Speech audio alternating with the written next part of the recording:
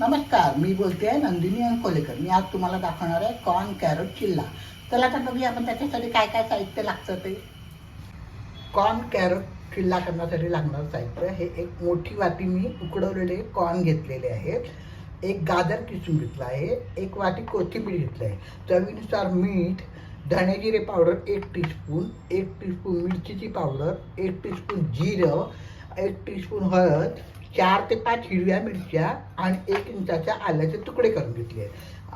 एक बाउल मी साधारणपणे एक कप तांदळाचं पीठ घेतलं आहे आणि 1 कप बेसन घेतलं आहे आणि आपल्याला चिला करण्यासाठी तेल लागणार आहे आणि पाणी जरुरीप्रमाणे लागणार. तर पहिल्यांदा आपण कॉर्न, आलं आणि मिरची जरा आपण चॉपरमध्ये बारीक करून घेऊया. कॉर्न, मिरची आणि आलं ह्याचं मी चॉपरमध्ये टाकले. आता हे जरासं भरड करून क्रश करून घेतलं आहे. एकदम बारीक पण नाही करायचं, असं भरड करायची. आता हे एका भांड्यामध्ये मी सगळं मिक्स करते. कॅरट टाकते, कोथिंबीर टाकते, चवीनुसार मीठ टाकते मी, धणे जिरे पावडर, लाल मिरचीची पावडर आपण आपल्या आवडीनुसार कमी जास्त करू शकता, कारण ऑलरेडी मी मिरची पण टाकलेली आहे. जिरं टाकायचं आणि हळद टाकायची. आता हे पहिल्यांदा आपण सगळं चमच्याने नीट मिक्स करून घेऊया.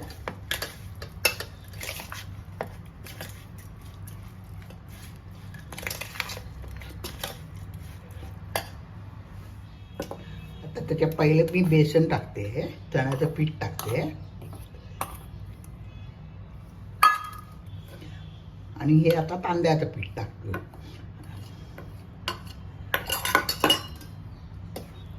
हे पण पहिल्यांदा पाणी टाकायच्या आधी मिक्स करून घेऊया चांगलं.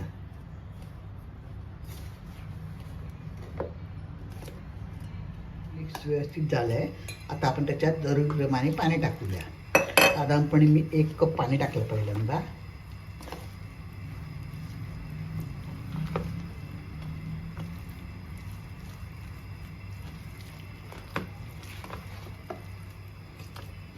अजून थोडं पाणी टाकते मी.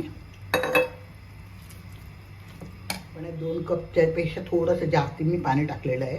हे इतपत पातळ करायचं आपण आणि छोटे छोटे पिल्ले टाकायचे त्याची.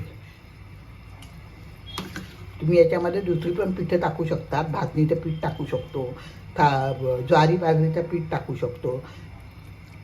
आता आपण तवा गरम करायला ठेवला आहे. मी तव्यावरती छोटे छोटे पिल्ले टाकूया. तापत ठेवलेला मी, त्याच्यात 1 टीस्पून तेल टाकते मी. हे बॅटर आपण टाकायचं, छोटे छोटे करायचे आपण. त्याच्याबरोबर मी तुम्हाला आणखी एक गोष्ट सांगते की तुम्ही ना हे पिल्ले छोटे छोटे करून ब्रेड टोस्ट करायचे आपले, स्लाइस ब्रेड, आणि त्याच्यामध्ये घालून मुलांना द्यायचे चटणी लावून. छान लागतं. माझ्या चॅनलवर नवीन असाल तर सबस्क्राईब करा, लाईक करा, शेअर करा, आपल्या मित्रमैत्रिणींना शेअर करा. मीडियम गॅसवरती मी आता दोन्ही बाजूनी चांगला खरपूस भाजून घेते आणि मग सर्व करते. तो लागतो आता असा खरपूस छान खालच्या बाजूने पण भाजायचा आणि चटणी बरोबर किंवा सॉस बरोबर सर्व करायचा.